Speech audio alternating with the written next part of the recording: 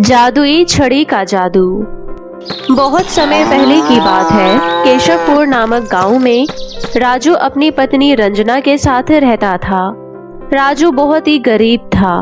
राजू खेती का काम किया करता था, जो उसे अपनी शादी में दहेज में मिली थी। वो हमेशा अपनी पत्नी के लिए कुछ अच्छा करना चाहता था, लेकिन गरीबी के कारण वो असमर्थ हो जाता था। राजू की पत्नी हमेशा राजू को काम के लिए प्रोत्साहित करती थी और उसे कभी भी गरीबी का एहसास नहीं होने देती थी। गरीबी में रहने के बावजूद राजू की पत्नी राजू को बहुत अच्छे से रखती थी, समय से खाना देती थी और उसका ख्याल रखती थी। राजू का कोई बच्चा नहीं था, लेकिन वो अपनी इस गरीबी में अपना बच्चा नहीं पा सकता था, जिसके कारण वो अपने बच्चे के बारे में सोच सोच कर ही खुश हो जाया करता था। ऐसे ही एक दिन, सुनो रंजना, आज मुझे बहुत सारा काम करना है, तो मैं शायद रात को घर ना आऊं। तुम मेरा इंतजार मत करना, समय से सो जाना। ठीक है, लेकिन आप अपना काम समय से पूरा कर लो तो घर आ जाना।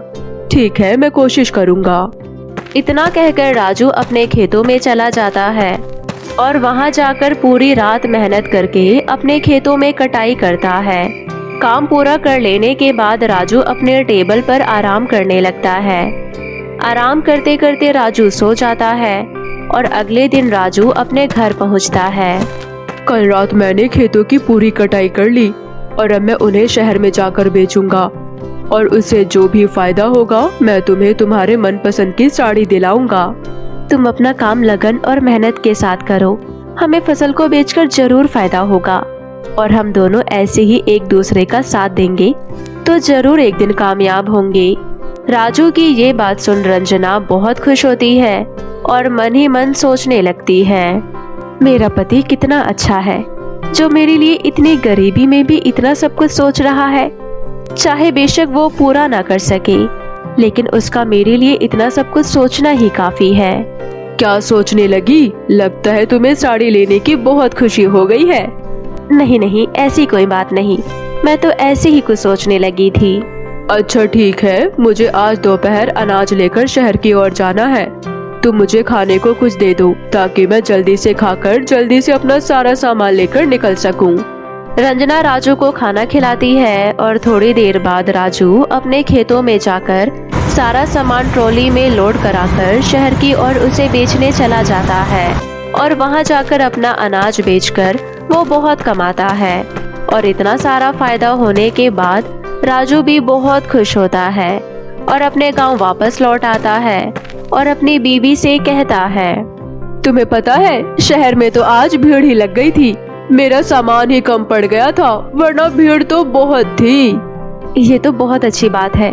तो अब हमें और भी अच्छी फसल उगानी चाहिए और उसे शहर में जाकर बेचना चाहिए, ताकि हमें हर बार इसी तरह फायदा हो और बल्कि इससे भी ज्यादा हो। राजू और रंजना दोनों ही बहुत खुश होते हैं और वहीं उनके घर के साथ में रहने वाला पड़ोसी अमन उसकी सारी बातें सुन रहा होता है और अमन राजू से बहुत जलता है, जिसके कारण वो उसकी खेती खराब करने के बारे में सोचता है। अरे वाह, मियां बीवी तो बहुत खुश है। लगता है मुझे इनकी खुशी पर 4 चांद लगा देनी चाहिए। क्यों ना मैं इसकी खेती ही अब की बार खराब कर दूं, जिससे ना तो इसको फायदा होगा और ना ही ये इतना खुश रह पाएगा। अगले दिन राजू अपने खेतों में खेती करने चला जाता है और पिछली बार की हुई फसल से 1/4 फसल वापस से बो देता है, ताकि उसे पहले से और भी ज्यादा फायदा हो सके। ऐसे ही कुछ दिन गुजर जाते हैं और फिर राजू के खेत पहले से और भी सुंदर और हरे दिख रहे होते हैं। जैसे ही फसल काटने का समय आता है, तभी राजू का पड़ोसी खेतों में रात के समय पानी छोड़ देता है और पूरी रात पानी खेतों में जाता रहता है, जिसके कारण सारी फसल बर्बाद हो जाती है। और इस बात से अनजान राजू जब अगले दिन अपने खेतों में आता है तो देखता है, अरे ये कैसे हो गया? मैंने तो रात ट्यूबवेल पर ही गुजारी, मुझे क्यों नहीं पता चला कि पानी खुला रह गया? अब मैं क्या करूँगा? मेरी तो सारी फसल खराब हो गई और अभी तो हमें थोड़ा सा फायदा हुआ था कि अभी ही हमें इतना बड़ा नुकसान हो गया। इस बात की मुझे उम्मीद नहीं थी। राजू बहुत ज्यादा उदास होता है और जोर जोर से रो रहा होता है कि तभी पीछे खड़ा अमन मन ही मन बहुत खुश होता है और कहता है, अब आया मजा। अब देखता हूँ कैसे करेगा ये हंसते हंसते अपनी बीवी से बात। कई दिनों से इसकी खुशी देखकर मुझे बहुत परेशानी होती थी, लेकिन आज ये परेशान है तो मुझे बहुत खुशी है। राजू उदास होकर अपने घर जाता है और अपनी बीवी को सारी बातें बताता है। मुझे लगता है ये किसी की साजिश है, क्योंकि ऐसा तो आपने कभी नहीं किया और ना ही आपने कभी गलती की है। मुझे लगता है हमारी खुशियाँ देखकर आस पड़ोस के लोग जलते हैं और उन्होंने ही ये काम किया है। हाँ, मैं गांव के प्रधान के पास जाऊंगा, हो सकता है वो हमारी मदद करे। राजू अगले दिन प्रधान के पास जाता है और प्रधान को सब कुछ बताता है। राजू, गांव में बहुत सारे खेत हैं, बहुत सारे लोग उसमें काम भी करते हैं।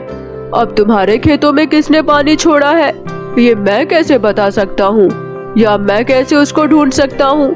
मैं तुम्हें ज्यादा से ज्यादा कुछ पैसे दे सकता हूँ, ये लो 5,000 रुपए। लेकिन प्रधान जी, 5,000 रुपए में तो मेरा कुछ भी नहीं होगा।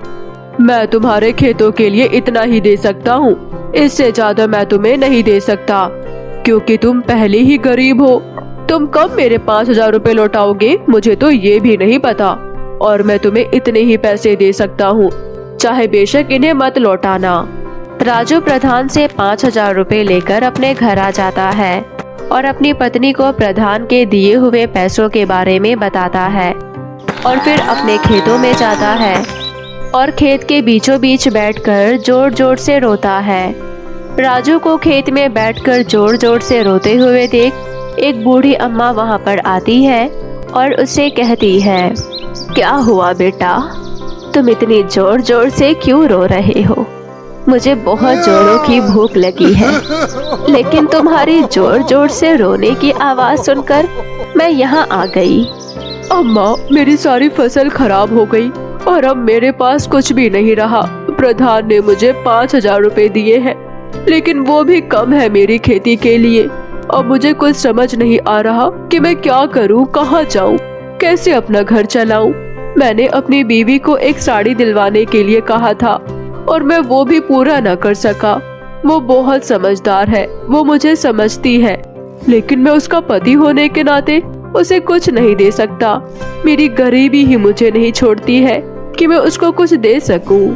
तुम्हारी समस्या का हल है मेरे पास, लेकिन तुम्हें उससे पहले मुझे कुछ खिलाना होगा।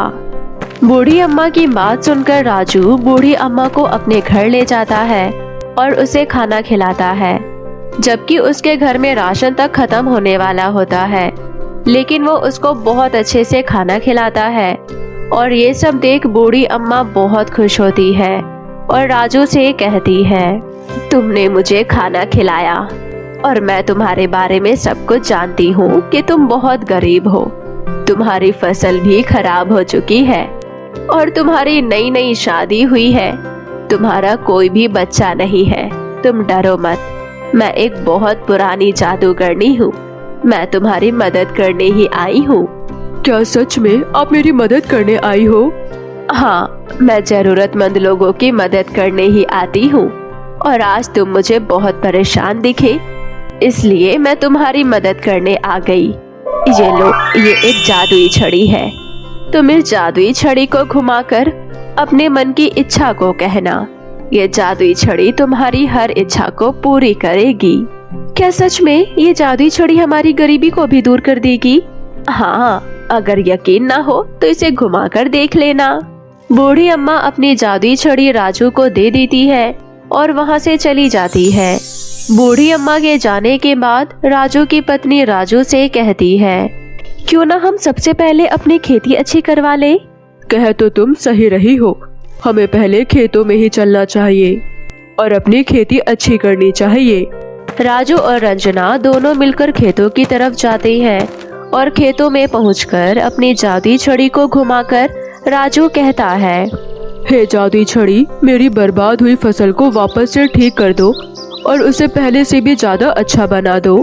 राजू के कहते ही जादुई छड़ी के चारों ओर एक रोशनी घूमती है और पूरे खेतों में बहुत सुंदर और बड़ी बड़ी फसल खड़ी हो जाती है। ये सब देख राजू और राजू की पत्नी बहुत खुश होते हैं और फिर अपने घर आ जाते हैं और जादुई छड़ी से कहते हैं, हे जादुई छड़ी, मेरे इस छोटे घर को एक बड़े घर में बदल दो और हमारी इस गरीबी को खत्म कर दो।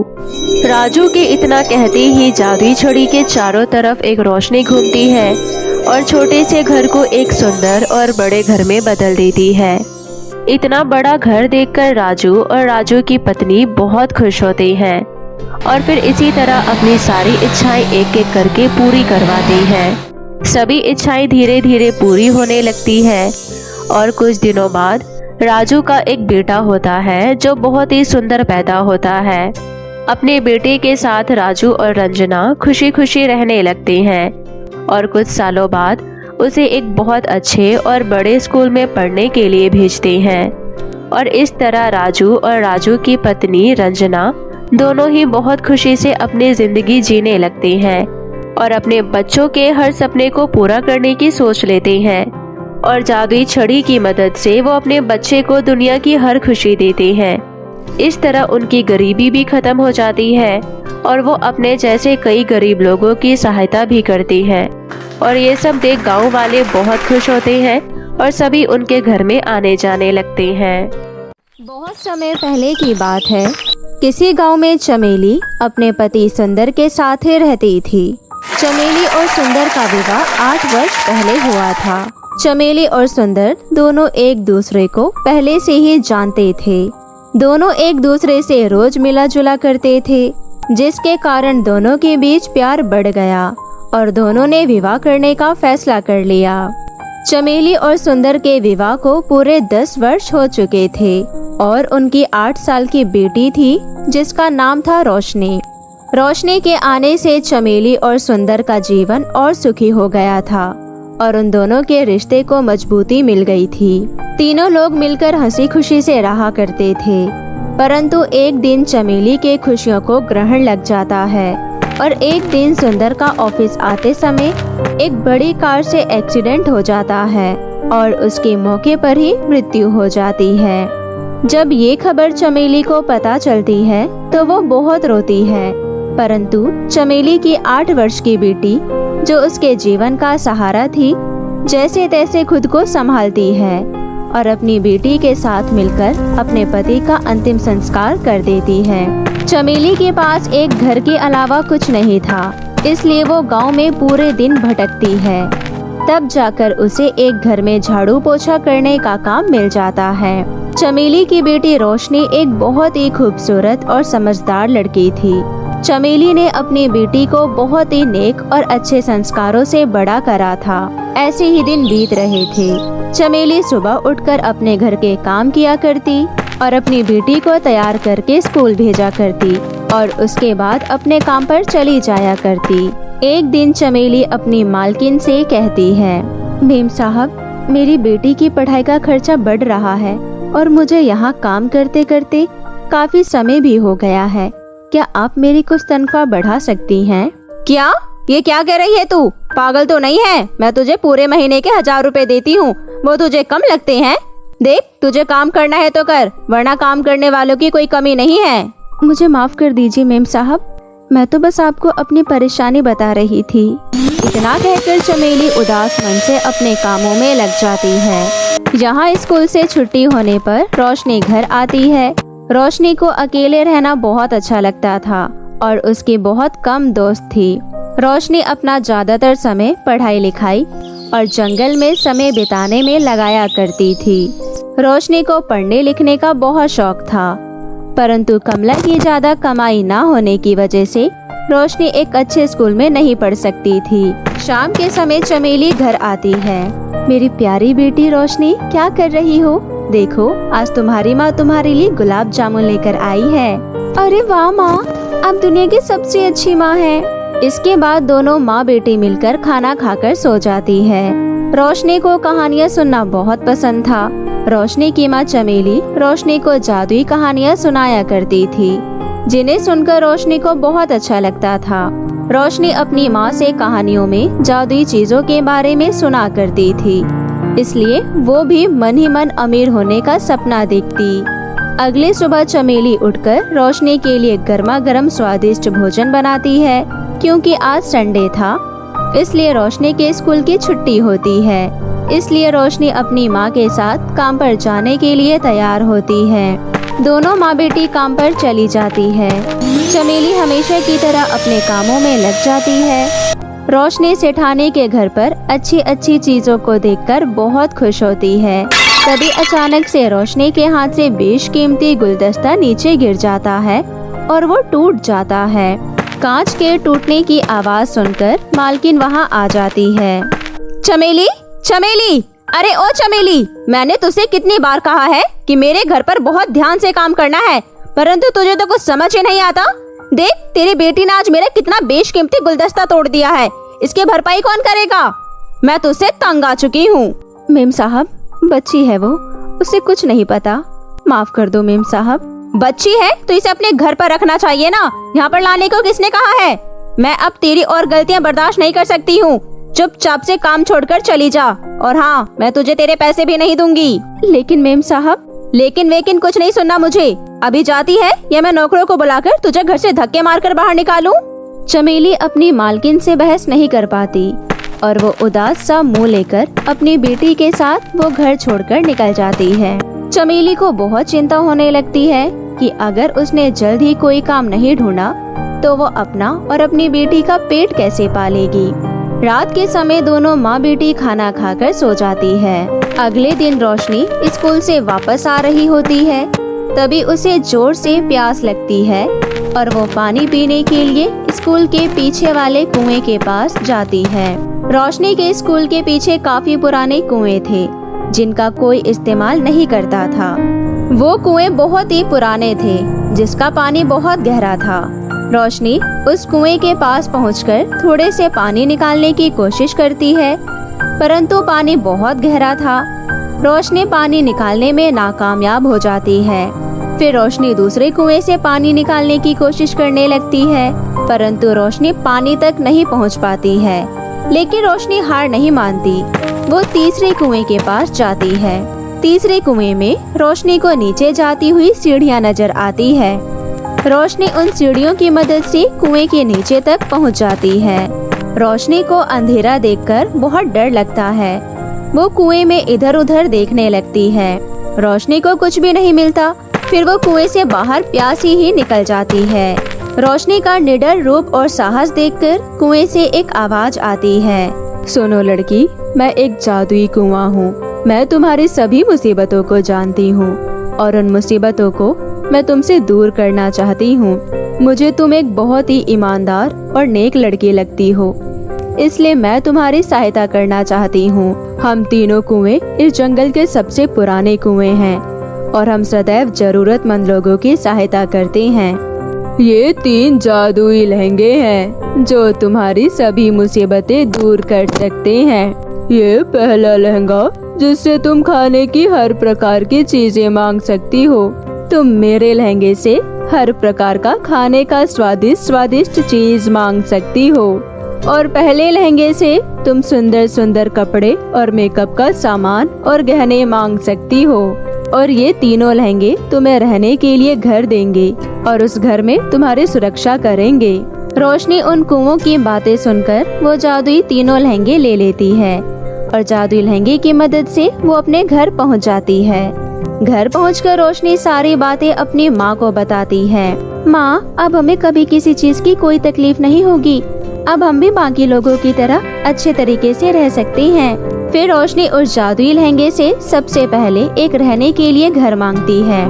फिर जादुई लहंगा रोशनी को एक सुंदर सा आलीशान घर दे देता है। रोशनी अपनी माँ को लेकर उस लहंगे के घर में रहने लगती है। रोशनी पहले लहंगे से खाने के लिए बहुत सारे स्वादिष्ट खाना मांगती है और दूसरे लहंगे की मदद से वो दोनों माँ बेटी सुंदर सुंदर कपड़े और गहने मांगते हैं। इस प्रकार अब दोनों माँ बेटी जादुई 3 लहंगों के साथ अपना पूरा जीवन हंसी खुशी से बिताने लगती है।